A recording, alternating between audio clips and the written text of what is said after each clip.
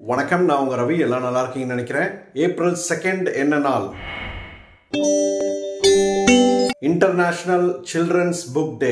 April 2 பார்த்தீங்கன்னா international children's book டேவா உலகம் ஃபுல்லாக அனுசரிக்கிறாங்க.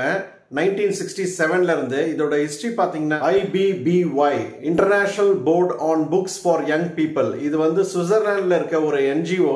ஸோ இவங்க என்ன பண்ணுறாங்கன்னு பார்த்தீங்கன்னா எவ்ரி இன்டர்நேஷனல் சில்ட்ரன்ஸ் புக் டேவோட ஸ்பான்சர் இவங்க தான். ஸோ இது எதுக்கு செய்கிறாங்க அப்படின்னு பார்த்தீங்கன்னா அவேர்னஸ் தாங்க. குழந்தைங்களோட ஃபேரி டெய்ல்ஸ் படிக்கணும், குழந்தைங்க வந்து நிறைய புக்ஸ் படிக்கணும் அப்படின்றதுக்காக. ஹான்ஸ் கிறிஸ்டியன் ஆண்டர்சன் இவர் வந்து பார்த்தீங்கன்னா ஒரு ஆத்தர். இவர் டென்மார்க்ல பிறந்து வளர்ந்திருந்தாரு. இவர் வந்து குழந்தைங்களுக்காக நிறைய புக்ஸ் எழுதியிருக்காரு. இவர் பிறந்த தினம் பார்த்தீங்கன்னா ஏப்ரல் 2. 1805ல இருந்து 1875 வரைக்கும் இவர் வாழ்ந்திருக்கிறாரு. நிறைய நாவல்ஸ் எழுதியிருக்காரு, நிறைய போயம்ஸ் எழுதியிருக்காரு, ஃபேரி டெய்ல்ஸ் நிறைய எழுதியிருக்காரு குழந்தைங்களுக்காக.